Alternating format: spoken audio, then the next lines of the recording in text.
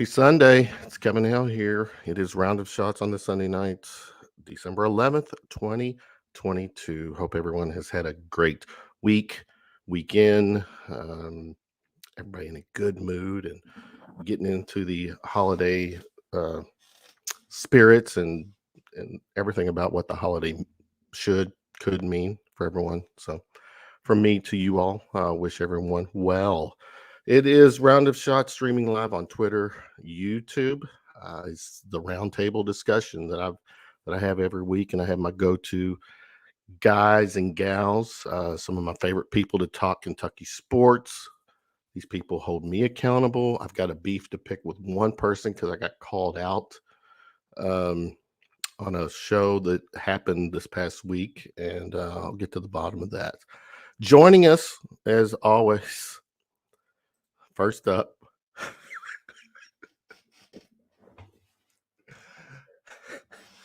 I used to, Terry. Hey, how's it going, Kevin Hale? With the Jolly Rancher in the bottom of it. Woo, little pixie stick. That was crazy. The 90s was crazy. 90s, baby. Yeah. Zima. I was on that Zima bandwagon. Did you do Zimas? A little bit, every now and then. I was not a heavy drinker back in those days, but life has worn me down, so I drink more these days. Gotcha. Terry, it's good to see you. Yeah, same to you. Also joining us, we're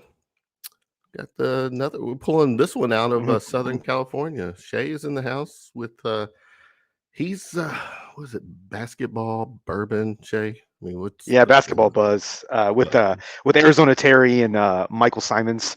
That's our podcast. We talk bourbon, we talk basketball.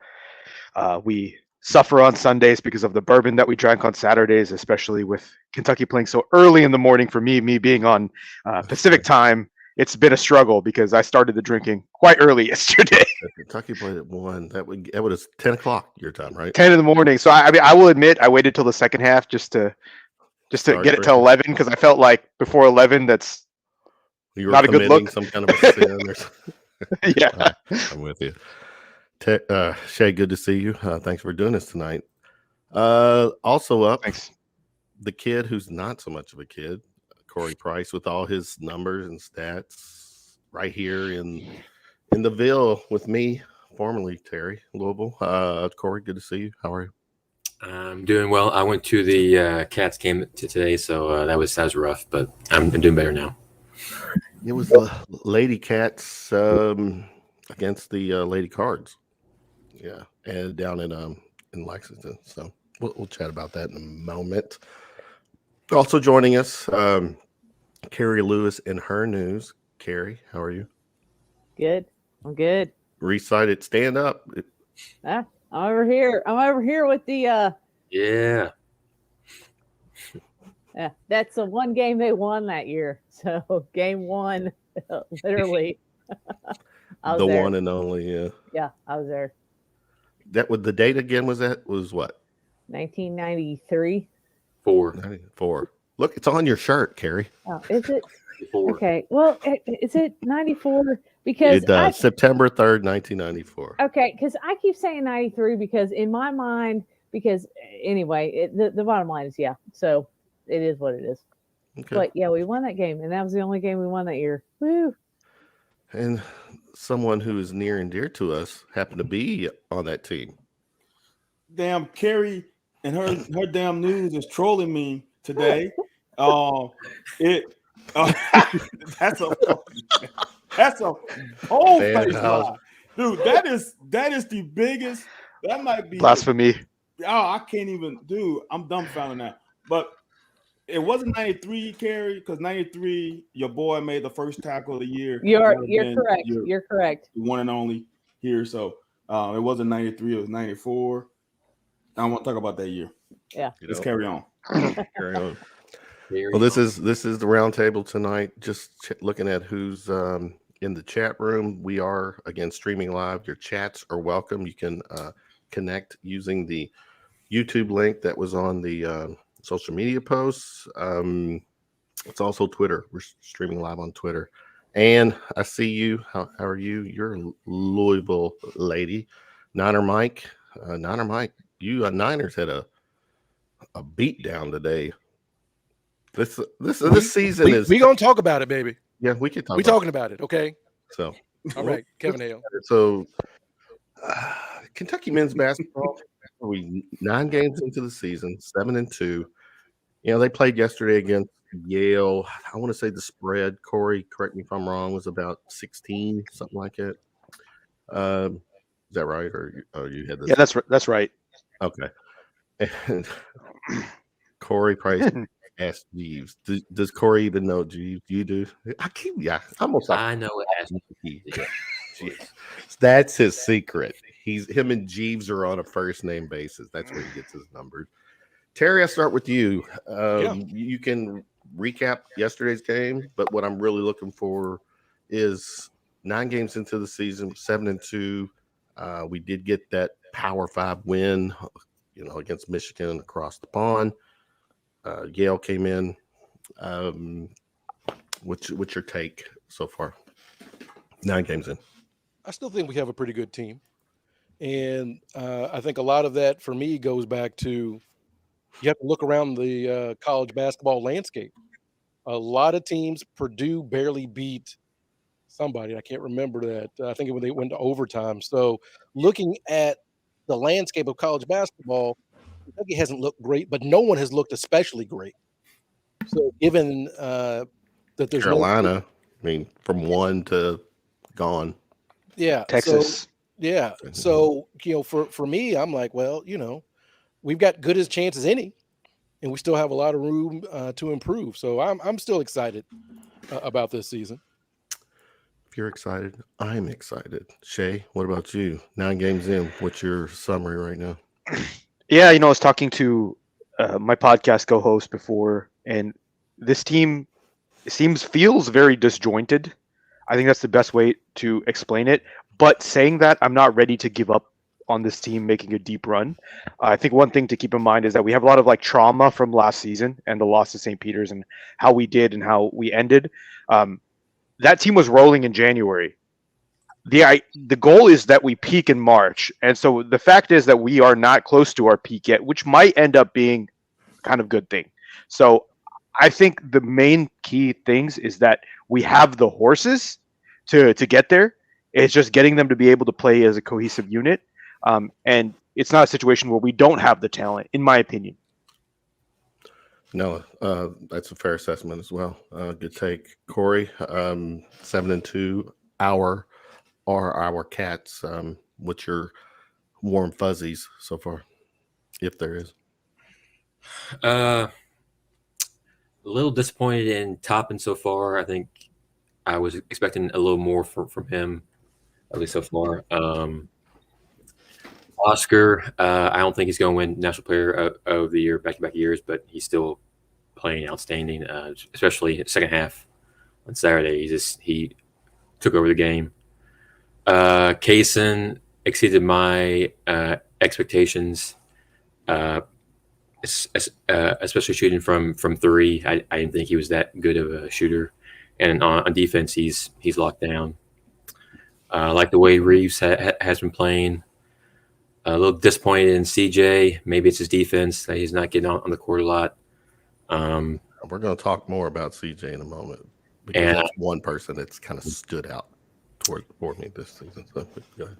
And not sure what happened with Lance Ware, but I don't know if he's going to see the court again. I don't know. Is he in the doghouse or something? Didn't I hear someone last week on the show say that he sick?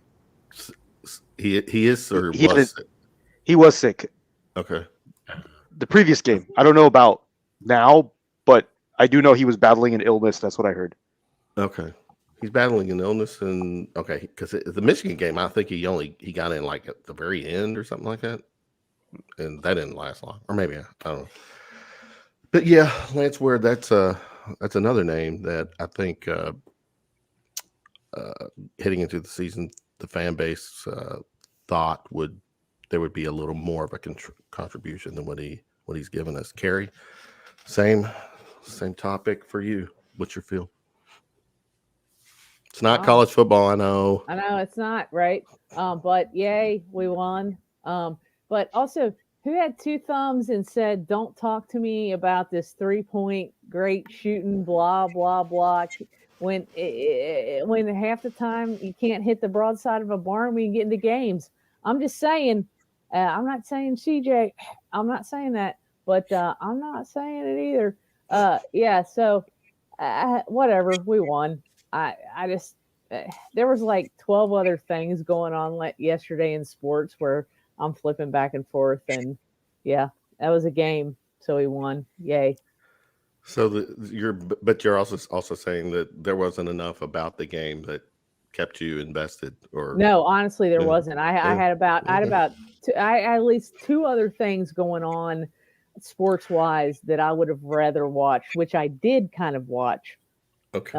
Other than that, Well, we're on to something. So is that because of how they've played this year so No. far? Okay. I mean, not necessarily. Actually, I had asked the CFO about tickets to that game because, we have season tickets. And he was like, "Oh, I sold those." And I was like, "Oh, okay, no problem." So I had thought about going to that game, but then he had sold them. So I was fine with it. You're like, okay, I'll just go clean the house. No, I was actually like, okay, well, I will watch FCS quarterfinals There was a question. and some World Cup. So yeah. Got it. Van, your turn. Maybe this is the time you put out a tweet, and I messaged, or I responded to it, said this is a top talking point for tonight's show. Do you remember the tweet you did? Dude, do you know how many tweets I tweet out? That's what I said. Do you remember? If you don't remember, I'll find it. I'll get it. This is you know what it was? Van, yeah, you said this is. Here it is. I'm gonna quote you. Oh, that's rude. That is rude right there. That's just rude. That's rude. TB is hating today. That wasn't as bad. The gas grill is blasphemy, but that I can take that. That's rude, man. Because you know what? Because actually, where I started is I took somebody's barbecue sauce and enhanced it. So I'm not upset about that. All right. Oh, Van, yeah. Your tweet. Yes, sir. For people who are just listening to the audio, Van's tweet. I've only truly watched the last two games from start to finish. So take that into consideration with my take. This team is missing a perimeter player that is able to get a bucket one-on-one. In essence, they don't have a score. I concur. The one thing with CJ, in my opinion, I mean, he's a spot up shooter. He cannot create his own shot, and his defense at best is probably average. And then when you have him out there by himself with no other shooters, it's very hard for him to find a shot. That's how my interpretation has been. Van, keep going with your take and share away. It's a make or miss league. And we start off the game making shots and it looked really, really good, right? Then once go on, how many minutes we went without making a bucket? It's like those are the times where you need a bucket getter. Those are the times where you need a guy who not necessarily is a great shooter, but attack the rim, get a foul, go to the free throw line, get two. Come attack the rim, get a foul, get two, get everybody settled down, then we get back in the rhythm. Because they was in the rhythm earlier. But I don't know, man. This team is weird. And I hear a lot of people saying, why don't they start this line? Why don't they start that line? I'm looking at the line up there, asking them, like, what are you going to get out? This is not make it, take it, where you score and you take the ball back out. It's both sides of the court. Some of these lineups that people are asking for, I'm like, are you serious? Because you got to stop people too. And I don't know, man. This squad is a little, to me, missing a couple things. But the thing about it is, people said Reeves can go off the dribble. I haven't seen it consistently. Sometimes I see him trying to get to a spot, he can't get to it. So it's still freaking what? It's not even Christmas yet, and we're worried about the damn tournament. Let's worry about Christmas. Well, no, worry about January. Yeah, let's not even. We're not talking March or April right now. Just we're 9 games into the season. It's just There are some people on how it Twitter goes. already talking about it. Well, It's yeah, not a and tournament they are. team. Yeah. And I guess shows like ours can feed into their struggles or their issues. But Terry, circling back to you, is there something for us to be worried about when it comes to CJ Frederick? Because he was, kind of labeled as he was more dynamic when he played at Iowa. He played. People forget a couple years ago they had Luka Garza, and the Hawkeyes were like a 2 seed in the tournament. That's true. So he's more dynamic than we've seen. I think the biggest issue is we assume that an older team is going to naturally just come together a whole lot quicker, and that's not how that works. Yes, they're older players, but it still takes time to work. I'm old enough to see NBA teams that make moves. You don't come together playing basketball overnight. Right. And so we're asking these guys to do things differently. So that's a little bit of a challenge. So I would love to see the offense run a little bit more smoothly. But as far as 3-point shooting, do you know who's the best 3-point shooting team in the SEC? Who? Your University of Kentucky Wildcats. Says this one. owl. They're number one. So the shooting, although it looks bad for stretches, it's not as bad as we may think. Now that may change as we move into conference play, but things aren't as bad as we think. That's just my interpretation. I really hope we embrace Severe Wheeler. He's not nearly as bad as he's been made out to be. That's the one thing that there's no gray area when it comes to BBM with Wheeler. I mean, you can be honest. Yes, he's a flawed player, but so is everybody that's ever dribbled a basketball. He just gets put in a lot of situations. Do what? They're all flawed. Yeah, I mean, they're all flawed. Yeah. So the young man has been put in a lot of situations. I got bored the other night, went through the Michigan game and the Yale game and looked at how many possessions he got the ball 30 feet from the basket. He gets the ball 5 seconds or left. I did that last night. 4 to 5 a game. 4 to 5 a game. Statistically, and I know we're kind of numbers folks here. I want to be accurate with this. He has taken more shots with 5 seconds or left on the shot clock than any player outside of Livingston, a higher percentage. If you would have told me been the most for the last several years, I would have bought it too, because now I think you or somebody brought that up. So on the last we show. see him take these wild shots, and I have screenshots. Oscar yesterday, there was a play, passed him the ball. He caught it where Tayshaun Prince hit the 5th three on the Kentucky logo. He caught it at a standstill, 4 seconds left on the shot clock. Everybody's just standing there. What is he supposed to do? I'm surprised he gets some of these shots off. Yeah. So it looks bad because he's out of control. Like he's getting the ball with 4 seconds. What is he supposed to do? That's not Wheeler. That's on Cal and the coaching staff. I was going to say. We can't have 6 or 7 possessions like that. That's not fair to anybody. And if we're going to be playing as close as we have, we can't do that. But here's what's alarming too. That scenario has happened not only this season, it goes back to last season too. You could probably go back to last season and see how many times Wheeler got stuck with the ball with just a matter of seconds left on the shot clock.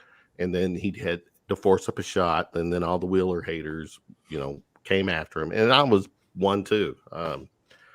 But you saying that too, Shay, this just didn't happen in the last game. This has been a trend when it comes to Wheeler getting the ball late in the possession. Why is that still happening when we have a Hall of Fame coach on the bench?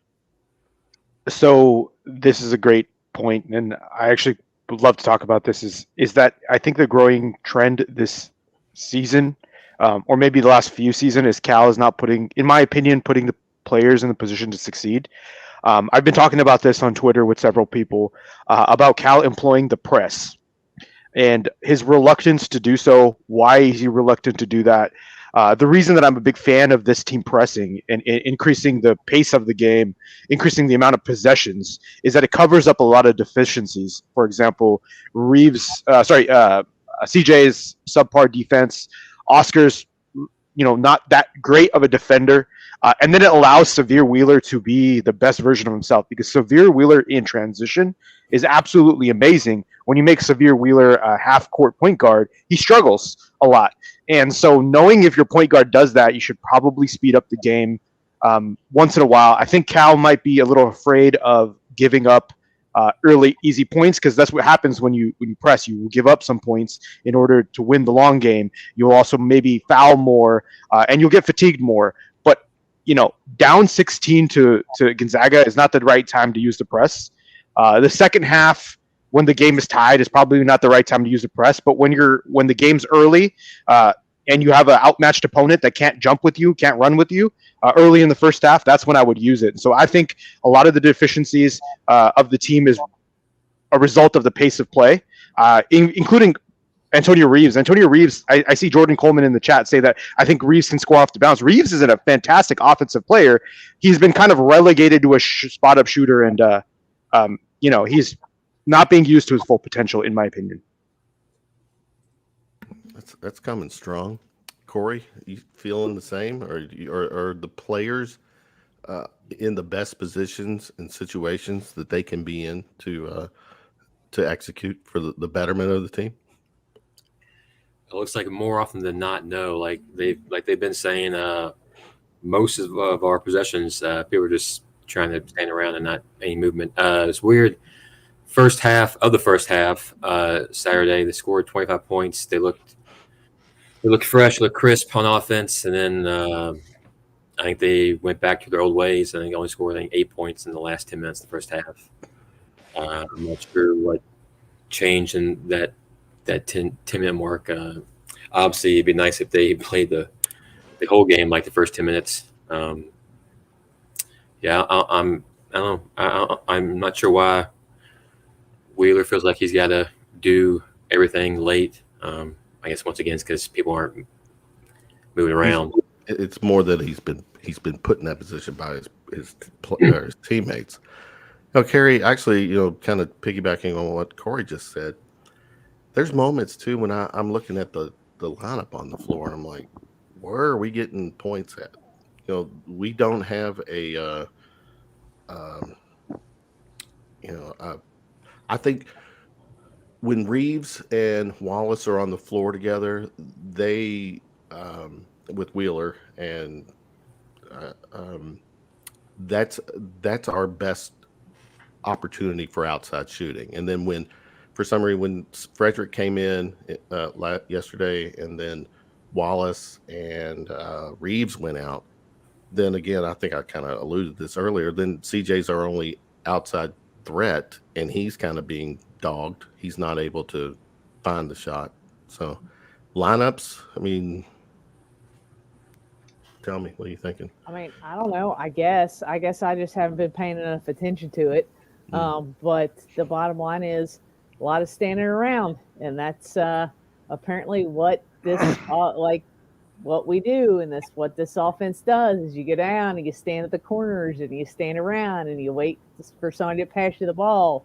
I don't know. It just seems like there's a lot of standing around in this offense, which has been kind of the MO for the last couple of years, I guess, or whatever. Well, that standing around in the second half yesterday meant that the ball had to go through Oscar every possession. And and that's not necessarily what you want, obviously, but again, just seems like there's a lot of standing around. So that's kind of my take on it, I guess. Van, kind of go with the flow you were hearing. I got a lot. Okay. Because I'm writing down today for once. TB said something earlier that struck me, which is so true. That just because they're an older team, that doesn't mean they are going to be great together because they haven't played together. Exactly. Older teams are great when they've been in the same school, in the same system for 3 years, and they know where everybody's going to be. Exactly. You got new guys in here. I don't know where your sweet spot is. I don't know where you like the ball. all that stuff is just so important that I think we take for granted. And I don't like, you know how I am with blaming coaches, especially in basketball. A coach can only do so much. In football, you can kind of dictate things with exact plays because you know what the defense is going to run. In basketball, you got to read what the opponent's going to do.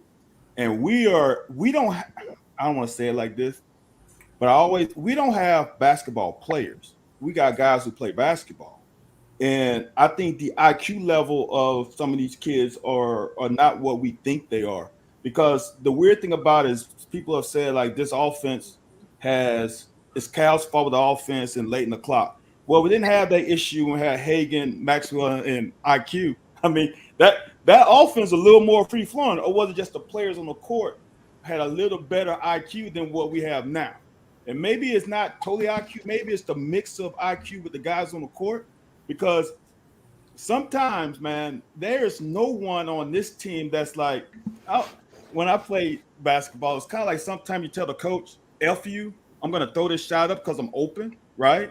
Sometimes you have to take the heat. Sometimes there's going to be situations where I feel it, coach, you're not on the court. You don't know what's going on because in game, it's like we're walking through or it's against air or something. Everything works beautifully when you're in practice. I mean, in game, you have to adjust. And sometimes you got to take a shot that coach might say, what the hell is that? But at least, as I say, as when I coach kids, like, I'd rather get a shot on the rim than a turnover, quick 2 points down the other end. So sometimes I think we blame Kyle on stuff that I'm not sure is his fault, which he's making so much money. Blame him because all that, he can sleep on that bed of money as you complain about him. But the other thing, the last one, the whole pressing thing, I don't think you can press Yale. The reason why is because Yale is so fundamental. You press them, pass, bucket, and now you let them get a run that maybe gets them in a rhythm, gets they're in the offense, and then they feel good about themselves. I don't know, man. This, like I said earlier, there's a lot of player stuff that I see that I just don't like. Either guys are not confident to take a shot, or they are hesitant for no reason than to just pull it. I've seen Toppin at the wing have many attempts at a three and just like, nah, and then it's over. Because once you hesitate, that shot is gone, man. Yeah. I'm seeing the same thing too. Terry, Toppin, inconsistent, fair to say. Yeah, I think we had this discussion after St. Peter's last year. The one thing Cal has done throughout his career that I don't think he gets a lot of credit for is he takes the pressure off the players. He's the guy that takes the slings and arrows. And I think the change for me the last couple of years is the players feel it. Mm-hmm. Like we are seeing players like Toppin, like, guys last couple seasons that they're almost petrified to do anything. Like they're overthinking it instead of just playing it. Even the 2013 team, give it to Archie Goodwin, let him do something with it. We're not seeing a lot of that. And so that to me just means I think these guys are feeling a little bit of the pressure building up from 9-16 and the first round exit last year. So that to me is a bigger concern than any kind of X's and O's. Is we've got to get in the headspace of, hey, who are they feeling that pressure from? Because most of those players weren't even there for like the 9-16 team, and probably half at most. We have a few from last year, but I think you can still feel it when it's okay. It's questions you get asked about. Every bad game, game reminds somebody it's the reminder, of what happened last year. The same way in football, every fumble reminds us of what happened in the 1984 Holiday Bowl or whatever it was. I wasn't even born. People bring this stuff up, and I just think there's a pressure there. I didn't look at it that way, but you're right. The Cal's got to figure out. We got to figure this out. It's someone else's narrative that's still alive and kicking that gets shoved down the current players' throats. No, that's a great point. Shay, just final thoughts. You said you got a trip coming up to New York. to see Yeah, them? absolutely. So Yeah. Basketball Buzz guys will be there for the UCLA game. Pretty excited about that in MSG. I'm actually, believe it or not, a UCLA alum, but I will be Oh. there rooting for the Cats. Never was a big fan of UCLA. Did a couple of years there in grad school, but I did want to go back to what Terry was saying real quick, if that's okay. Go for it. Don't know if this is a family show or not, but what Terry's been saying Speak freely. is spot on. I think it was Sean Vinsel or somebody else on Twitter that's at Hoop Insights was saying that it seems to be a growing trend of Kentucky players being hesitant to shoot the ball, feeling a pressure and from Cal, and being afraid to make mistakes. To get yanked. Yeah, Is that- and it seems, and Sean Vinsel was kind of, I think it was Sean Vinsel, but it could have been someone else. But they were putting it on Cal. That at this point, it's not an accident. It's the teams are not playing free and loose because of the coach. I think we're seeing a lot of that. Those early Kentucky teams would play free and fast, and we've seen it in spurts. In the first 10 minutes, they scored 25 points. They were playing fast and free, and then something happened, and all of a sudden, I would like to say the butthole clenched. Is what I like to say. Is that lemon booty. Yep, everybody was playing very, very tight and very afraid to make a mistake, and I think the coach needs to realize that sometimes mistakes are going to happen.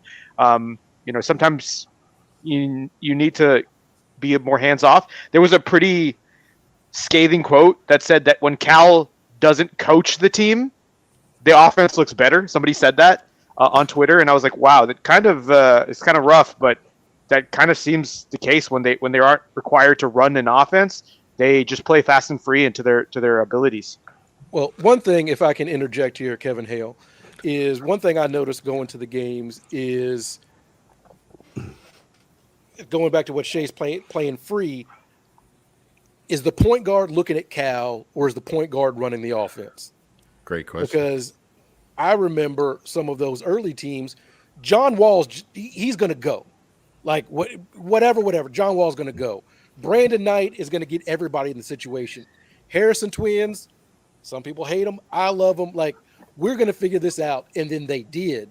But the last few years, you probably have to go to maybe Fox, that really just had the freedom to not look at whatever Cal's doing. That's a good point. Like, if you go back on, I tell you to watch college football, watch some of the Tyler Ulis year. Ulis does not look at the sidelines at all. He was clearly that's a great general on the floor. He backs it out, and he's directed. He never looks at Cal. We are at our worst when our point guard looks at Cal. I'm talking 2015 against Wisconsin. I'm talking, last year Wheeler at St. Peter's. If the right point guard in that Wisconsin game was on the floor, he would. That's a great point, Terry. Just sad, and it's just one of those things you pick up by going to a game and just looking, like, great, or even on TV. Just are they looking at the bench? Yeah. Next year won't be a problem, in my opinion. Absolutely. I'm not the biggest on DJ Wagner's long-term potential, but he is a dog, and so is Robert Dillingham. And those guys they're going to go play. They're going to go do what they want. They're not going to be looking at Cal. They are tough kids, both of them. So all the critics who say Cal, all he does is roll out the ball and his players take it from there. That's kind of what we were wanting. I will say this too. Go ahead. You play a lot freer when you're making buckets. You play with a lot more confidence when you're making buckets. When you struggle is when you're looking at coach. Help me out. Can you help me? As Kevin Hart would say, help me. And that's the problem. I would say this too. And there's a difference when, I don't know, in football, when you got somebody behind you, you have two options. Either ball out or your ass get tight. I think a lot of these guys ass getting tight because they got a guy behind them that's just as good as they are. There's no alpha who's like, I don't care. You're not better than me. There's a lot of guys on this team that themselves look on, man, if I missed a shot, then they're going to bring in Toppin, or they're going to bring in this guy. And that's when you start pulling the string on your shot and not totally just being free. So I think it's more, look, man, some of these players are just being players, and they haven't reached where their sack has dropped yet. Yeah, that's fair to say. And just I'm a little disappointed as it's 9:37. We've had some keywords dropped and no porn bots in the chat. Oh, We didn't have them last week either. And we were Really? thinking maybe it was Carrie because she wasn't here. Because some things are more important than Kevin Hale. I quote. She's frozen. Oh, you're okay. Whatever. It's All right. Let me get some of the true. chatter. Yeah. Let's see in the chat. Thanks for everyone hanging out with us tonight. Yeah. It's true. It's true. What, Carrie? What? Say what? All right. USM Cat fan. The spread is undefeated versus Louisville this year. Oh my goodness. Stop. What a Oh, That's rough. a proverbial. If you think you got it bad, there is someone else who has it worse. And Jesus Christ. I mean, were they 361 out of 363 teams? Is that their Ken Palm They got rating? beat by over 20 to a 1-win team yesterday. Hey, that's Well, Center de Hamilton. facto, Come on. this is the best. This is the worst Louisville team ever. I mean, this is going to be historically bad. Carrie, if What you can hear me, happened? you're I'm sorry to frozen. throw it You off. might have What happened to to me last year and this year? Did they lose players? They lost some players. Yeah, they didn't bring anybody in. Okay. Yeah, no one But would come in because of But the what was issue is looming. they've Yeah. got dudes. They've got some pretty players, solid guys. Yeah. and it shouldn't be this bad. And Okay. I love Kenny, so this hurts my heart. But man, it's bad. Gotcha. Like, I Jordan, don't. go ahead. Real I say quick. I don't. Scoreboard. I'm. Me, Kevin Hale. I'm a win is a win, right? We got to beat them boys by 20. Like I know There's Kenny's your dude. it's got to be it's got to be close to 30. It really does. I mean, I It want to has see to what's be. that? Brendan Canada. That dude needs 5 minutes of playing time. You know what I'm saying? He's not bad. He's pretty good. He's a pretty good ball and player. I'll say this with all due respect, because here it is. I'm half Asian. I only want to see white boys on the floor at the end of the game. Wow. You know what? I like white people too, Kevin. I So, do. Well, half my family's white. I do it like white people. So I do like white people. all right. Some of the comments in the chat. Jordan Coleman, I honestly think Reeves can create off the bounce. Reeves, the Google, or not the Google, the shit. You know what I'm saying? Oh, Reeves. Yeah. Oh, wait a minute. Who am I? Jeeves. I'm thinking of Jeeves. Did I what were say we ask? saying? Who did I say? Ask Reeves. You said Reeves, Ask but I know Jeeves. what you meant. You meant Okay. Jeeves. All right. I did know what you meant. I had Jeeves on my mind. But you're We right. old I people. think Reeves can create off the bounce. And I've seen some of his highlights from Illinois State. Illinois State, normal Illinois, baby. He's the Let baller. Reeves cook. Cal will not let Reeves cook. And he's working it in. I mean, they had Reeves running floppy action, which is, Cal's favorite. And floppy action, it should give you some triple options, but they kind of made him a spot-up shooter like the first 6 games. They're working him in, but I just want to see him go one-on-one or go pick and roll with Oscar because he can cook. I think so too. Who do you think right now is the most complete player on our team? I would have to say Offensively, defensively, who is the most complete? Ooh. I've got one in mind. I'll stay with you, Shay. Who are you thinking right now? 7 or 9 games in the season. I would say, okay, I'm going to go a little bit off the wall, but I'm going to say Ugo. I'm going to say Ugo because he's not what he's going to be in the future yet. But when he's in the game, he does really good things on both sides of the ball, and the offense looks. I'm not saying bench Oscar by any means; he's National Player of the Year. Yeah. I'm just saying the rest of the guys on the court play really well on both sides of the ball when Ugo is in the game. Okay. Same question to you, Terry. Who has been the most complete player for us? I agree with. I think it was Cal after the Michigan game. It's got to be Wallace. It's got to be the dude. Same. He's got to be the dude. 100%. Now, I would rather him catch the ball with 5 seconds left on the 30 feet from the basket, because Wheeler, as good as he is, if he was 4 inches taller, great. But he's limited being 5'7". I think we're being generous there. JD Hall. JD Hall height, right? Area. Love you, JD. We love you, JD. But it's got to be Wallace. Wallace has got to be that dude. for this team to get where we want it to go. So, Fine. I don't know how you make that transition, but the ball's got to find Wallace at the end of shot clocks, at the end of games, because as we've seen, he's hit some big time shots. Defensively, he's that guy. Wallace has to want the ball too, though. Yeah, that's the issue. He's got to go get it. He's got to want it. And I think there was a couple of the screenshots I put out yesterday. Severe gets it, and everybody just freezes. Yeah. I mean, your options are limited. I asked people, like, what would you want Severe to do at this point? If Oscar's trying to set a pick, what else can happen on the floor with the other three players? Right. I will pull a Kobe. Remember when Kobe didn't shoot the ball? Remember that in that playoff game? I would straight pull a Kobe. With a 5 second left, I just dribble out and just hold it. It was game Y'all 7. want, I just hold It it. was game 7, and he stopped shooting in the second half. I remember that. I forgot about that. That's a statement. That's Dude, a statement. We got to talk about college football for Carrie Lewis fist fights us all. We do. We're going Just to get FYI. there. I'm sorry, Kevin. I know. This is your show. No, this is our show. This is our show. One thing that was alarming, Corey, for me yesterday, and this is what I don't want to see. This is not a knock on Wheeler per se, but he shot the ball 14 times yesterday, which was the second most shots. That shouldn't. He should not be shooting 14 times. I know this is. I'm just saying. Not when you got Reeves and Jeeves and Frederick and Walt. They got to shoot it. They ain't want to shoot it. Well, I guess But that could be it. It goes into what I was just talking about.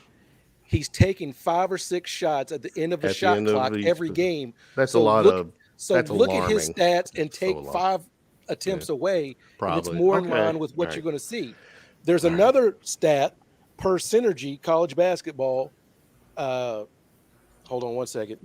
Wheeler has not taken a jump shot before 12 seconds have come off the shot clock. Like, he's not just pulling to pull. Right. Like, people like, he's taking too many shots. Where and when are they coming? Okay, I'll dial Where it when they down. coming? This is what I want you to do, Kevin. Now, this is what I've done.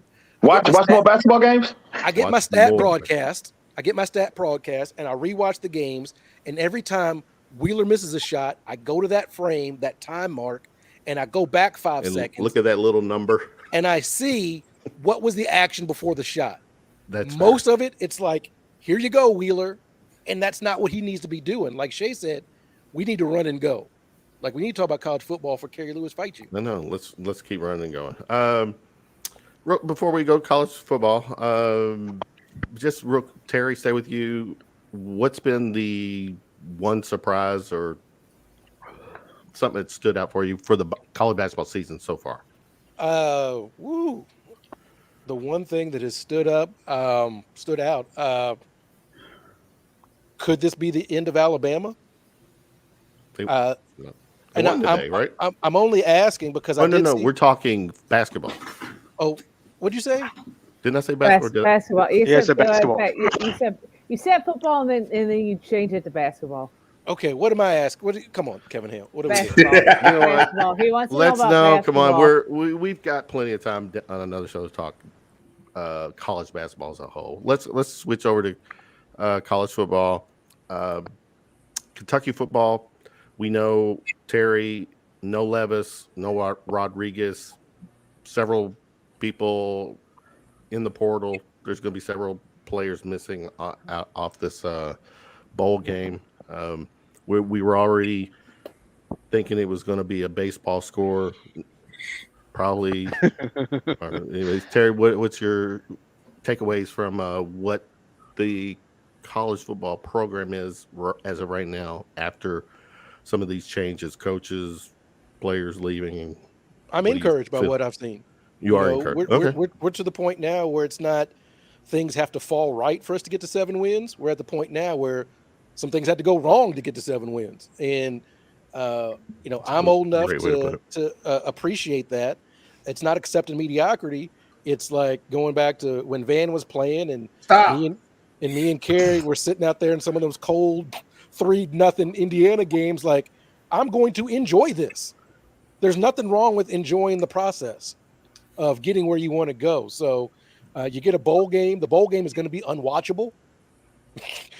I mean, Iowa's starting a quarterback that has not thrown a pass or actually taken a snap all season. They've got people in the portal leaving. They've got people not playing. So I don't know, man. Like, it's either going to be 50-50 or it's going to be 6-2. I have no other predictions other than that. What say you? By the way, Terry, we got a request for whiteboard action. So yeah, you gotta throw something up. Yeah, I'm loving the whiteboard. That's great. I think Terry, you said this in a space maybe a few months ago where you said, I forget the whole comment, but it was like first you lose big, then you lose by less, then you're even. I don't know. Do you remember what I'm talking about, Terry? Yeah, it was a Bobby Bowden quote. You lose big, you lose by a little bit, you're even, and then you win by a little bit, then you start winning big. But even that is not linear. Like we think this stuff is just going to be 2 to 5 to as we win. Mm-hmm. And my whole thing was like, we're not going to just get to 10 and stay there, because that's just rarefied air. That even with everything falling in line, that's a tough place to be. That's two losses. Right. And that's 2 losses, dude. And I'm really encouraged as well. I think the standard that fans have has increased more, and the head coach has taken that into his reasoning and brought back a successful offensive coordinator. We have an amazing receiving core moving forward with Dane Key, Barry Brown, assuming that they stay at Kentucky, which I think they will. Caddis and Dingle, great tight ends moving forward. And I mean, one thing kind of I wanted to talk about was that I felt like we were really ecstatic to get Will Levis, who was an unproven QB from Penn State that was kind of a running QB. And now all of a sudden fans are like, oh, Graham Mertz is not good enough, or this guy is not good enough. And I'm like, that kind of sucks, but it also shows that our standards are higher. We expect more from football this year. And if we expect more as fans, I think the coaching staff will deliver. So I'm really excited, and I've been following football a lot more closely than I did in the past. So I'm excited for the future of Kentucky football. So, Carrie, if Shay can follow football more closely, you could step up and follow basketball more closely. Hey, I've always been on both ends of the fence, but I'm going to say this. Here's what I think. So I'm happy to be in this bowl game. I'm excited about it. Yeah, okay, Levis isn't playing, C-Rod isn't playing. I don't care, because we're going to beat Iowa, and it's still going to be better than that Army-Navy game was yesterday, because, God, if you watch that, good Lord, the wheels of government bureaucracy turn slowly because they didn't start playing offense until overtime. But the bottom line is, that's funny. Say, I do know football. Thank you, Terry. But here's the thing. I feel like I've kind of been thinking about this for a little bit in the last couple of weeks, and I feel like there's a lot of people who were basketball fans who weren't football fans, right? And then all of a sudden they became football fans in the last 5-10 years, let's say. And they start projecting their basketball stuff onto football. And they're like, well, why aren't we going to a SEC championship? Why aren't we doing this? Why aren't we doing that? You know what? Because that's your basketball expectation. This is our football expectation. And we're happy. We are happy. We're going to a bowl game. You know what? We're 7-5. We are happy with this. This is not your you leave your basketball expectation over here with the basketball because you haven't been on the football. You have no idea what the football. You can't put your basketball expectation onto the football, because we are the football, and we are happy. We are happy with what's going on with the football. We are happy with the bowl game. We're happy with 7-5. We're happy with whatever we're doing over here. You want to come over, but you need to be happy with what the football's doing and leave the basketball to the basketball. Don't worry. Be happy. That's a great point. Van Hals runs a 5.40. Wow. That's not bad if you do it right now. I think right now, you got it. I think I can run a 4.9. I think I run a 4.9 right now. I'll be lucky to get in the 5s, man. I'm probably running a 6. Yeah, I think I run only 1 though. I'm not running 2. I'll run 1. 1. Warm up nicely. Yeah, Corey, get your say in when it comes to football right now. What you're feeling based on I guess the trans things have happened the last week or so leading up to the book. Well, it looks like Cohen's coming back, which is pretty Though awesome. his camp has not confirmed, correct? It's right. We haven't got the official word from him. Yeah, it's nothing Right. official. It Okay. looks pretty close to official. And obviously, last year, he brought in Will from Penn State. It was unknown, so looks like maybe this guy from Wisconsin might be the next Levis.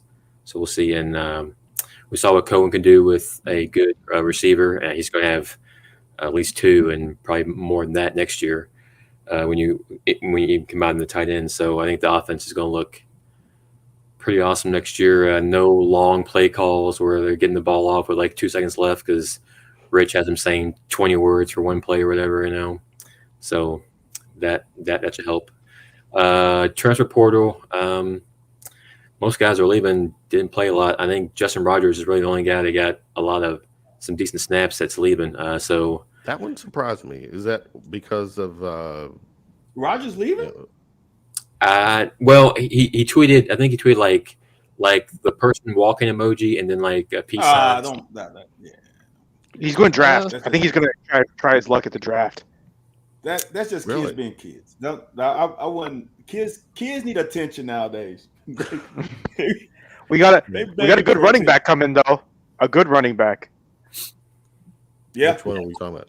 Who are we talking about? The Vandy running back. Ray that Davis. is confirmed. Davis, yeah. Probably. Yeah. Okay. All right. He's like a mini C-Rod. Yeah. Definitely. He's a good player. Okay. Heisman Trophy winner Caleb Williams, USC. Terry. Surprised. Agreed. Who would have you voted? I don't know. Has the Heisman lost its luster more than anything else in like any kind of award ever? Why? There's just been a bunch of there hasn't been anybody like, oh wow, that guy. To me, at least. You had your four guys come in. They're all quarterbacks. You're really those were the top four players. So, but here's the thing about that: it's not. There was a stretch. The last 20 years, we've had 18 quarterbacks win. Or last 22. Okay. 5 times all the finalists have been quarterbacks.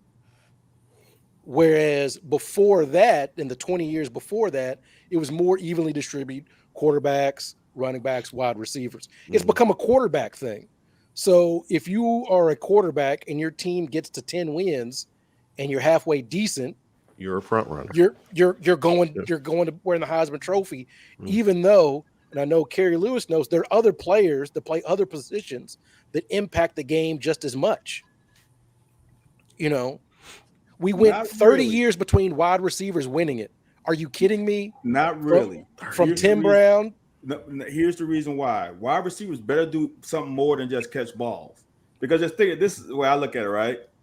You got about 65 plays in the game on average. There's obviously more or less, but let's say on average, right? Okay. Back in the 70s, 80s, when they was toting about 30 times, that's when you had your running backs because they was contributing 50% to the team, right? Nowadays, when you're throwing it 40 times, the quarterback is contributing 50% to the team. You better be a receiver that's a punt returner, that's getting some runs, that's doing more than just catch. It's not necessarily the best talent, because then it'll be other players, right? That's just like a defensive player. Defensive player gets 100 tackles, right, for a season. There's like 600 plus plays in the season. That's not really a lot when you really think about it. If I pass for 4,000 yards and my team gets 8,000, that's why it's quarterback heavy now, because everything is centered around the quarterback. Blame that on high school with all this damn spread and zone reads. Blame it on high school. Don't blame it on college. Okay. Who is Shay? You agree or disagree with the Heisman selection? I kind of agree with Terry. but I understand now, coming from someone that played football at the Division I level, why it is so quarterback heavy. I do agree, though, that it's kind of lost its luster. I know that, kind of the injury kind of precludes him from winning, but I thought what Hendon Hooker was doing at Tennessee was amazing. And what his receiver was doing, what's his name? Hyatt. Kind of escapes me. Hyatt, right? Hyatt was just having an all-time great season. That was just a fun team to watch. I think if things had been different, if he hadn't unfortunately got injured, he would have probably won the Heisman, probably deserved it, in my opinion, which is what I hate for him. But I hope to see him have a good career. I think, is he going to go to the draft, or is he coming back to Tennessee? No, he's got to go. Yeah, his time is this. Time is up. Yeah. He's 28 years old. He's not 28. He's old. Yeah, he's old. Yeah, he's pretty old, right? Like 25 or something. I can't wait to see him at the next level. Hoping he succeeds, because he's an exciting player. All right, Corey Price. Surprise? No surprise? Heisman? Honestly, I didn't even watch it. To be quite honest with you, Neither did I. Didn't. I know this year just didn't really catch my attention. Caleb Williams. I did well, except for the Pac-12 title game. He looked pretty bad, but not so well. he put up big numbers and was on a good team. So, like Terry said, it's half the battle right there. So, yep. What say you, Carrie? It's fine, whatever. Caleb Williams had one job and he couldn't do it. He had to beat Utah and keep Ohio State out of the national championship game, and he had one job and he couldn't do it. He couldn't do it. The bottom line is, you know what? Brock Bowers is the best football player in the country, period. For catching, blocking, everything. Brock Bowers is the best football player in the country. And you know what? He's in the playoff. And Caleb Williams isn't. And he had one job and he couldn't do it. So it is what it is, and I don't care. That's a great take, Carrie, because Bowers he's pretty bad. Brock Bowers is the best football player in the country. He's a true sophomore, right? Yes, he is. Yeah. He was playing high school football 2 years ago. Yeah. Okay. Can you imagine trying to tackle him and go home study for an algebra test like that? That guy's unbelievable. Guy's unbelievable. Man, I'd hate that. All right. This is just give me a few more minutes, guys. We're at 10 o'clock. I asked everyone to bring a topic to the round table so they could throw out. Everybody can have their share. I got the Heisman thing. Oh, you want to? Oh, you didn't get the. Oh, okay. Go ahead. Sorry. Just a quick one.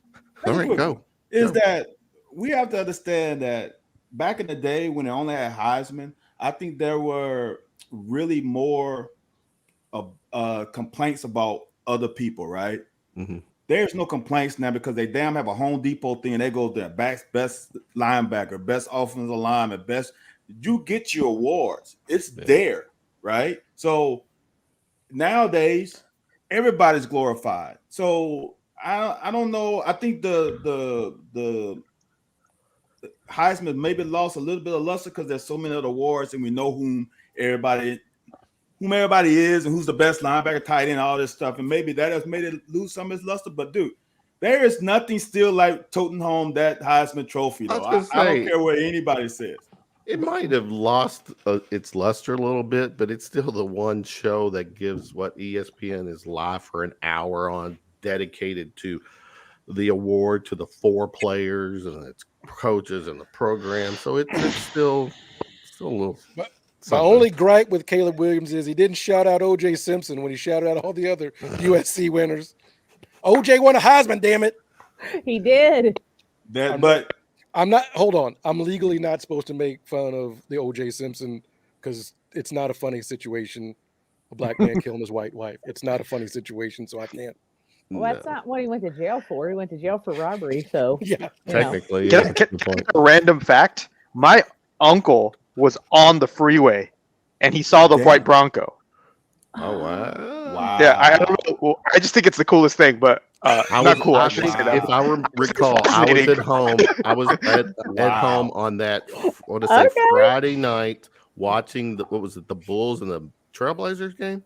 No, it was the Rockets and the Knicks in '94. 94. That was the game. There was Yeah, an NBA game. they went side on by it. Yeah. side. Okay. Sorry Wow. to derail it with an OJ thing, but Yeah. All right. the juice, baby. I'm gonna just ask you.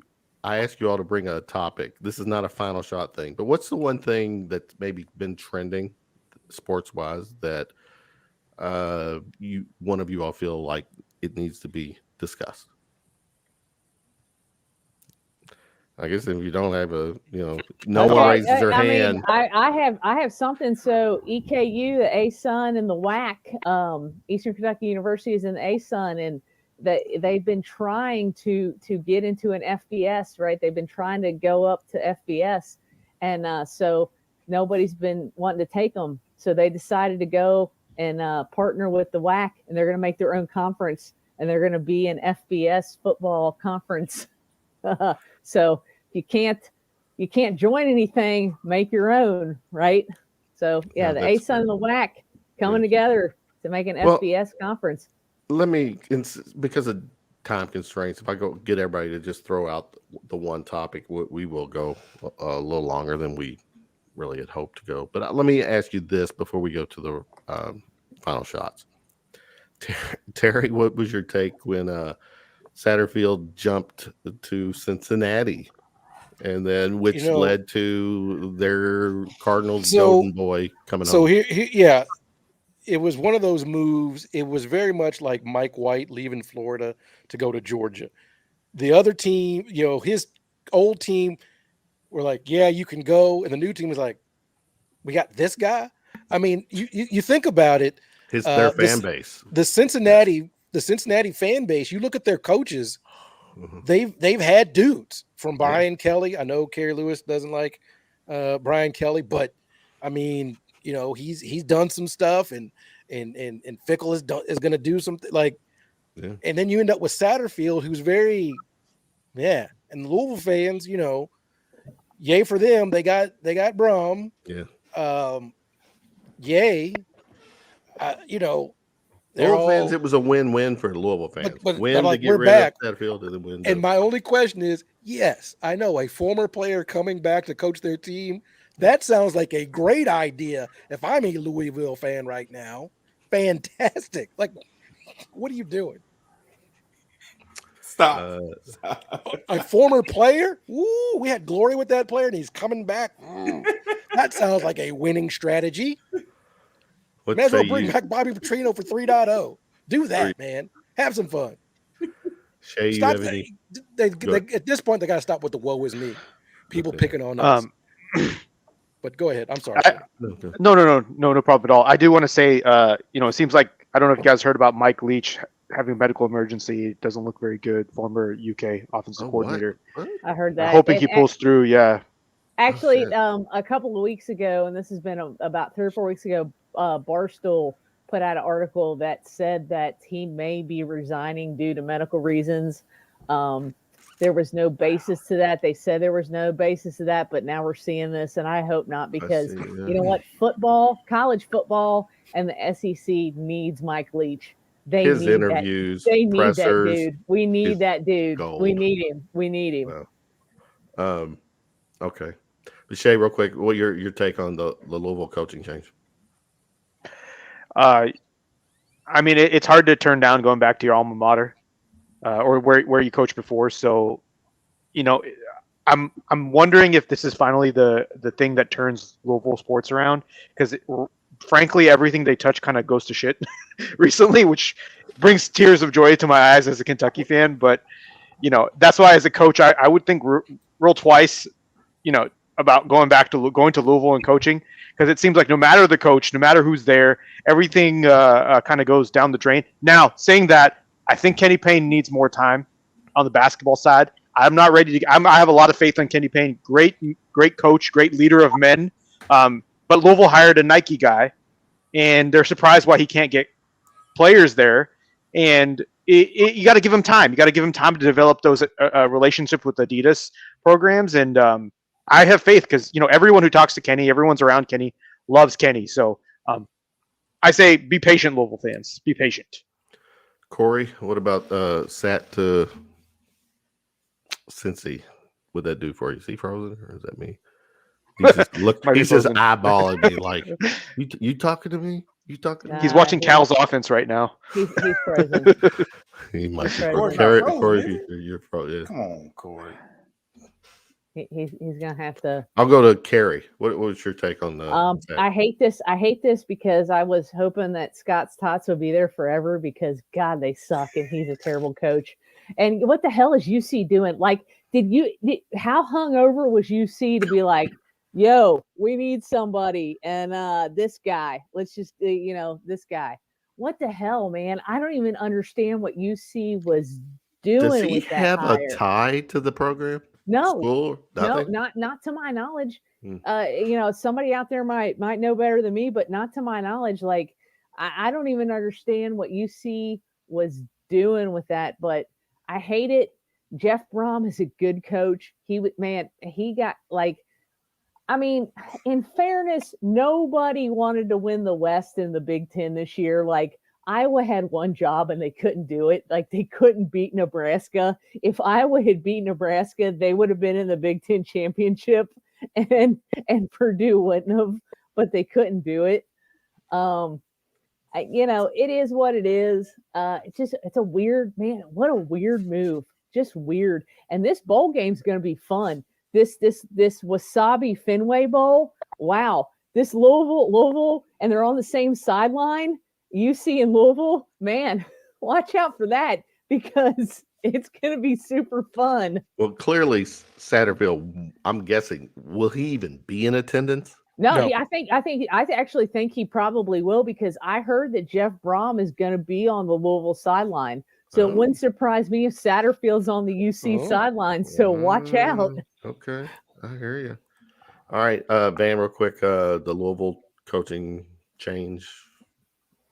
It's college football, but I want everybody to pump their brakes on Brom becoming head coach at Louisville. I mean, I don't like he's going to be the head coach. What do you mean? What has Jeff Brom done at Purdue to make you think he's going to be a world saver in the ACC? I'm just saying he could be, but it's not like he's had an unbelievable track right now. Oh, we're getting the next Nick Saban. I mean, he beat Ohio State 2 years ago. Like, he beat Ohio State 2 years ago. He's had some moments. He's had some moments. Exactly. He hasn't. For me, he hasn't done anything special. The thing that made Louisville special back in their heyday, they had a pipeline to Southern Florida. Well, you think about all the big players they had from Southern Florida. Yeah. Can they create that pipeline? It's all about Jimmy's and Joe's. Yeah. And the good thing about it, though, he plays in the ACC. That defense is on par with the Big 12. So he's going to put up points. But will he be able to get over the hump? I'm not so sure. Okay. All right, guys. Just the Mike Leach thing. I'm seeing that too. So definitely wish him the best. He's a character. Definitely, as Carrie said, you need a guy like Leach, part of a conference or whatever. So, okay, it is final shots time. Carrie, thanks for extending your visit with us tonight. Terry Brown, start with you. Give me your final shot, bro. Speak it and not make us read it. Brock Purdy. Brock Purdy for MVP. Brock Purdy was Mr. Irrelevant in last year's draft, the third string quarterback, and he led my San Francisco 40. Iowa State led my 49ers to a 35-7 winning over Tom Brady and the Buccaneers. Real quick, Tom Brady tangent. He's 45. There's got to be things you can do, better things you can do with your time than go out here be playing football. Than killing your legacy. But not making that kind of money. For me, I tweeted this out. Like, he's 45. He's playing ball with a bunch of 21, 22-year-olds. That sounds like a damn nightmare. To have to work with a bunch of damn kids that weren't even born when you were that. Think about it. That sounds ridiculous. He come into work. They listen to this bebop music, and he's like, Man, I don't know, little whatever. Like, that sounds Little miserable. whatever. He got I to don't get know, there. little here, little there. He little got to get everywhere, up I don't know. early to get ice, and they coming in from partying on Tampa Bay nightlife, smelling like whatever, and he trying to, that sounds like a damn nightmare. It does. Yeah. That's Still why probably LeBron's pretty- trying to get all those old guys on the Lakers. He's like, I can't hang out with these kids. Give me Melo. Give me Russ. Give me some dudes that know some old 90s R&B. I can't be running around the street with these kids. Tom Brady should have been a family man. Should have been. Should have And been a so, family man. so it was, and it Brazilian cost him. supermodel and It his looked family. like it cost him his family too. And now he's getting run over by Brock Purdy from Iowa State. Man, No sympathy for TV. no sympathy, but it's funny as hell. Yeah, Running no. with these damn kids. You know what I'm talking about? Music all loud. He walking in, turn down music. Come on now. Yeah, he's probably right now when he'll turn the music, you can't talk over music. So Right. He's trying to talk to them. They got AirPods and he's trying to work out an MP3 player. I'm 45. I get it, man. MP3 player, a Walkman. That's what I'm saying. I Tom got a Brady cassette is still tape. he's man. still mixing tapes. He got a You know. cassette His tape. ex-girlfriend, We he's got a still mixtape playing- already that he's and sending. record on the radio. Hey, Commercial. Ah, we got it right on time. that's my other thing for Tom Brady. These streets ain't built for you at 45 dating, dude. I don't care. Hey, these streets ain't for that, man. Yeah. with but his kind of his money. checking account is. Yeah, money, but you're gonna try to he's get one of these young girls and woo, Nah, buddy. he's good. He's good. He can hire someone to find him someone. My I mean, if he recommendation, Tom wants, he Brady- could buy Bumble or Tinder, or become a majority owner. That at would be least, and something. then Can have you his- imagine finding Tom Brady swiping? Oh, that would be classic, dude. Just try Twitter, Tom Brady. That's TB's advice to another TB. You don't get high on your own product, Tom Brady. Yeah. Did you all ever see? We're digressing a little bit, but this for some reason came to mind. Julian Edelman, his Tinder night. Did you all hear about Yeah, this? I seen that. Yeah, some You girl know, took a picture with. With Yeah, I a remember girl that. A girl takes a picture of her and Edelman's In bed. asleep on the bed. And like, this was my Tinder date tonight. So clear. I remember that. I did see that. Wow. That was good. Legend. Legends. Stay with you, Shay. Give me your final shot, sir. I'm going to go back to college basketball. So I have watched a lot of college basketball, not just UK, for the last 2-3 years. I've been trying to focus on, watching other teams, watching the So sport in general. You're doing what Terry Brown keeps telling me to do. I'm sorry, I lost you. No, Go ahead. No, go ahead. No, I digress. No, go. Yeah. I've been watching college basketball. I've watched a bunch of Duke games. I've watched any number of teams. Texas is the best team I've seen this year by far. Not even close. I think Texas is your favorite to win the national championship as much as I want the Cats to win it. I think Cats make a deep run next year, in my opinion. But Texas looks complete. They're playing without a center. They look like just a really great group. Marcus Carr has improved his three-point shooting, he was a bad three-point shooter last year. I would be surprised at this point if Texas didn't win. And also, that Moody Center is amazing. I mean, I don't know how many of you guys have been to Austin, but like, it is amazing place, and they built that new arena. There's a lot of excitement around Texas basketball, so good for them. Cool. Chris Beard, right? That's the coach at Texas. Yeah. Right? Yeah. In the next, I don't know, 3 to 5 years, if Cal leaves, he's making my short list of candidates. And he lost 2 of the best assistants in college basketball in one offseason. Jarence Howard and I forget the other guy has it. But one of them went to Kansas State, and Jarence Howard was involved in some stuff with Kansas, recruiting violations, so they let him go. But those 2 guys were 2 of the best assistants in college basketball, and he's still doing this. Amazing. It's honestly amazing. Good stuff, sir. Corey Price, welcome back. Final shot time. Let's rag about Louisville. 09's fantastic. They're probably, honestly, they're probably only favored one game this year, rest of the year. That's Florida A&M. So I mean, Which is to be coming up, 1 in right? 30. Didn't that come up? Yeah. I think they play Western and then Florida A&M. I think. So could they be 1 in 30? I don't know. I mean, I'm not gonna say I'm not gonna be rooting for it, but also I am. And sorry, I was off a little bit.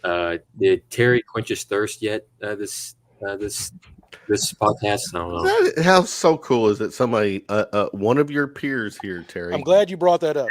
Yes. Working long and hard here on Round of Shots.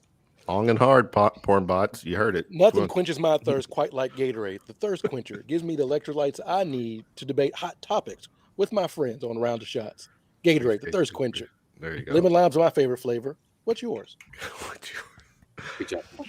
Carrie Lewis, give me your final shot, ma'am. Okay, so we are not done with college football quite yet. There's some games on Friday the 16th. There's a ton of games on the 17th, on Saturday the 17th. One of my favorite bowl games, UTSA Troy, is going to be on Friday the 16th. That'll be Man, what a great game that is going to be. You got John Summerall, who is coaching Troy, and UTSA is just they're a fabulous program. I love them so much. But also, you've got some FCS Final Four action going on, y'all. Don't sleep on FCS playoffs, because I'm telling you, you got Incarnate Word, who can put up points against North Dakota State, who has won 9 out of 11 FCS championships, and I can't stand them, so go Incarnate Word. And then you got Montana State versus the Jackrabbits of South Dakota State. It's going to be a fabulous Final Four playoff for FCS. Don't sleep on that. A lot of great college football coming up. So just watch all you can, because there's a finite amount of time to do it in. And that's what I'm going to be doing. Yeah. It's real with when it comes to D2 shout outs from Carrie when she says she literally hates a D2 program. I don't like, man, North Dakota State. Yeah, they need to go to FBS. I can't stand them, and I can't stand their fans. Oh God, I can't stand them. The Bison, and it's spelled Bison, but it's pronounced Bison. Ugh, get out of here. Yeah. Carrie, I've seen South Dakota State play. They played Iowa the first game of the year. No, that's Well, North Dakota State. South Dakota State's a Jackrabbits. I like South Dakota State. I mean, South Dakota is who they play. Is what I'm talking about. No. North Dakota State plays Incarnate Word. Right, but then South Dakota State play? But yeah, Montana State, who I actually like Montana State. I actually like them a lot. They got a great quarterback. If you've never seen Montana State's quarterback, he was a freshman last year. He's really good. That's the show, giving the D2 love. Carrie, before I go to Van for his final shot, I got to give you some love. I take pride when I do these shows on Sunday nights to just get some good people that know what they're talking about, and we all get along.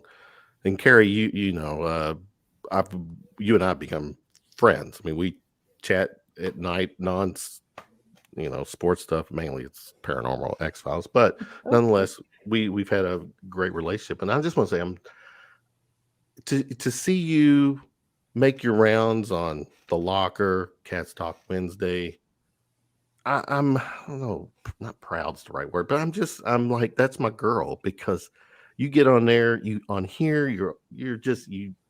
here for a reason, not because of just the good looks and your charm and stuff, but you know what the fuck you're talking about, and you've made your round. So I just want to say I'm proud of you. And well, you know what, Kevin, I appreciate that, and I know that I think even though there's some things that are more important than you, but I was going to save this for next week, because I feel like next week's probably going to be the last show. Because we got the Christmas. Yeah, so next week's probably going to be the last show before January. But since you brought that up, I appreciate Van. I appreciate Terry and you guys, because you know what, you respect me, and I appreciate that, and you actually listen to what I say, and y'all. I know you don't, Van. You just pretend, but I really appreciate the fact that you all actually treat me like you listen to me, and you treat me with respect, because you know what, there's a lot of girls that I'm going to get a little bit emotional here, but I'm sorry. that know sports and don't get respect. But you all actually respect me and listen to me, and I appreciate that. Well, you're a badass to me and probably to everyone here. I really do, and I appreciate Van and Terry and everybody having me on and actually listen to what I have to say, as nuts as it may be. It's never nuts. Yeah, you were great this past week. We had our bowl extravaganza, and it was a great show. So we appreciate you stopping by. Carrie, there's a lot of mad love from this group to you. So I know. Carrie's great.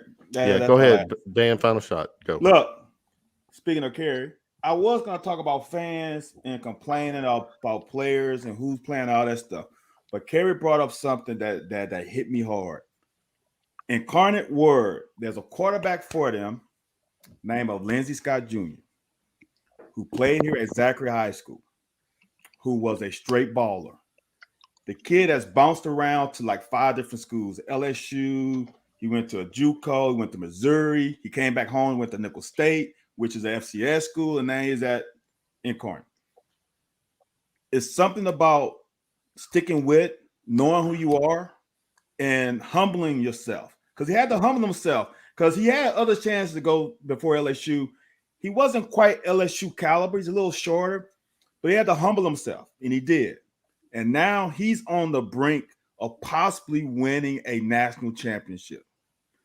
Kudos to that kid for not giving up on his dream, because I'm telling you, when he left LSU and went to JUCO, I'm like, wow. Then I saw him at Nicholls State. I'm like, oh my God, this kid was too good to be on the path he was going. He stuck to his guns, and seriously, he might win that. I don't know if it's still the Walter Payton Award for the most valuable in that D. I don't know if they still or they haven't given it out. That kid's got a chance to get it, and I'm so proud of him because I've seen the kid play. I've seen him grow up. Unbelievable kid, unbelievable family. For him to go through this and come out the other end successful is pretty amazing. Like that, Van. All right, real quick, my final shot. I thought this was kind of cool. This past week, I'm sharing the screen. Keedron Smith has now played for 2 SEC teams, Ole Miss and Kentucky. How do you compare the 2 schools? And his answer was how we practice. Now, when you first see that, you're thinking, okay, that's a shot at Ole Miss. But then, after I thought about it, I was like, no, it could just be different. Well, someone who needed clarification of that was Lane Kiffin. And Lane was like, wait, I'm very confused about putting this out. This is a bad thing for Ole Miss playing in the West and a positive for UK playing in the East. It's too much of a grind over there. And whereas Keedron responded back to, I ain't saying nothing to you when I left, and I ain't saying say anything to me. You ain't saying anything to me now. Okay, they were just doing their thing. But you know what? Here's another person I think is good for college football and the SEC. It's Lane Kiffin. I'm on Lane Kiffin. Kevin Hale's on my naughtiness. Then I can put a check off a mark that's on my annual bucket list at this time of the year, Terry. Real quick, Ball Steak. Y'all need some orange in your lives. Go Vols. Okay. Better late than never. All right, Terry. We tried to do 10. Here we are at 10:26, but it's all right. It's hard to say no to each other. Though Terry lately has been pulling the whiteboard. Wrap it up. All right, we are wrapping it up. Podcast. You all got your all shows. Give me a shout out, Terry. Who y'all got this week? We've got Maggie Hendricks, who covers the WNBA for Bally Sports, is coming on. Speaking of, looking at women's sports, so we're going to talk about that in great detail. She covers the WNBA and a lot of Chicago sports, so cool. She's coming on. And the name escapes me, but Vinny's got the photographer that took the picture that went viral of the coal miner at the blue-white game from his neck of the woods. So we're having the photographer come on and talk about that moment and what that meant, trying to give a little bit of pub to the Eastern Kentucky folks that are still going through things. I was reminded this is the weekend, the 1 year anniversary weekend, guys, of the tornadoes that swept in through Western Kentucky. Yeah. So And keep all those people. We're still fighting through it. Yeah. Far from Kentucky, but Kentucky's never far from me. So yeah, gonna be talking and a about quick that. shout out to our coach who gets it when it comes to giving back and using that brand to help people in our state. Real quick, the funniest thing I had to share with my wife was "Hello, Mr. President, this is DeMarcus Cousins." I had to build that up. Hold on. What is this? Anthony White's making this. Didn't know Carrie had tear ducts. I had mine removed at birth. He's I do. A little bit. He not. It's healthy to purge some emotion every day, whether it's laughter or tears. Shay, what y'all got going on with your podcast? Yeah, so we got a new Twitter for the podcast. It's at @BBallBuzzPod.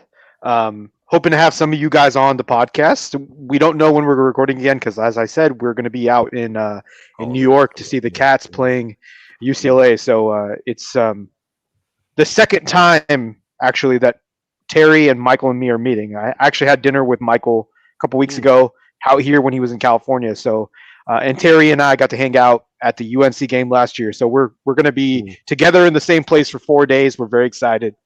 Very, very excited. So definitely tune in. We would love for your listens. We probably have a bourbon show coming up where we're going to talk only about bourbon. But yeah, thank you. Thank you so much for having me on. I had a great time. Appreciate you, brother. Get that liver ready. What's that? Get that liver ready. Liver.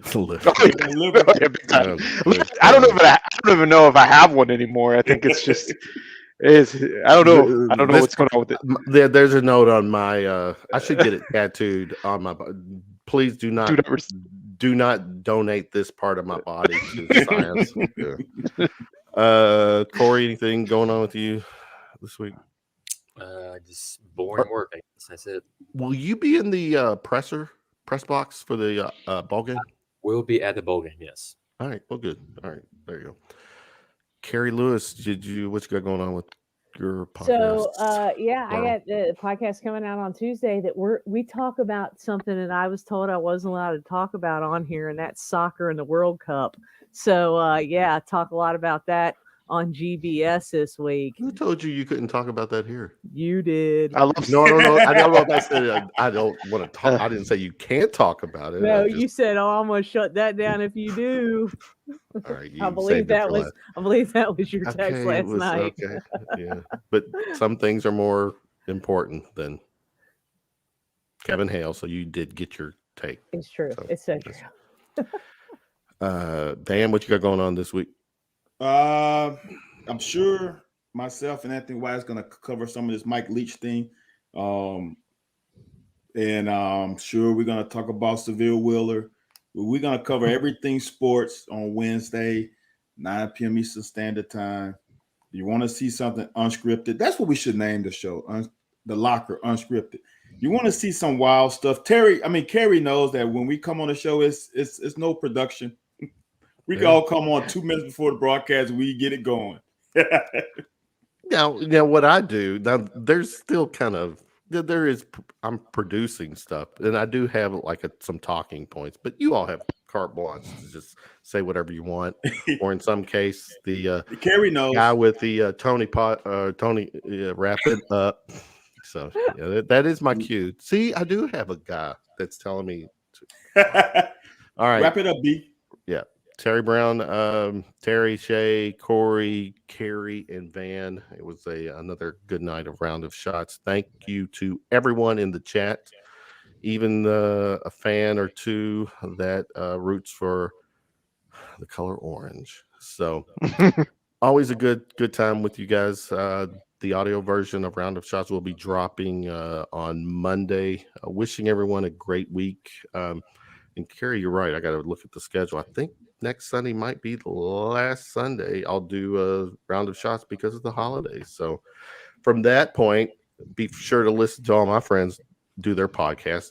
Listen to the Twitter Spaces on Tuesday night, Terry. It's pretty good.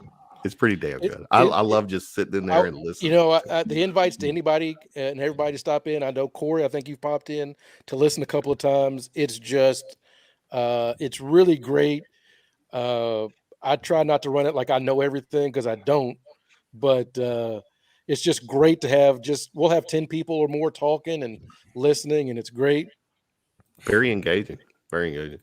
Fall State, remember Tennessee won the SEC championship while Kentucky went home. All right, here we go. Okay, can I share something about Tennessee? Yeah, go ahead. Because they always talk about Tennessee basketball as beating Kentucky more than anybody else. In 1863, Abraham Lincoln decided Thanksgiving was going to be on the last Thursday of the year. We've had 163 Thanksgivings. Kentucky's beaten Tennessee 163 times. So in theory, ever since Thanksgiving became a holiday, you could sit down and give thanks for an individual Kentucky win over the University of Tennessee. Damn. Right. So death, Terry had taxes, what is all this? He just waiting to pull that card out. It may be 172. I forget the years, but whatever it is, we have beaten them that many times. Also, could we ask Vol Steak if he remembers when Tennessee made the Final Four as well? I mean, come on, man. We don't need to lose a fan.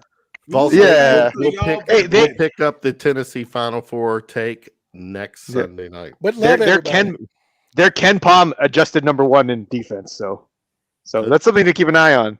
They do have a good defense. When are people going to wake up and realize Rick Barnes can't coach? That's all I'm saying. Wow, y'all in the show just hurting feelings. Yeah, damn. I love everybody. As usual.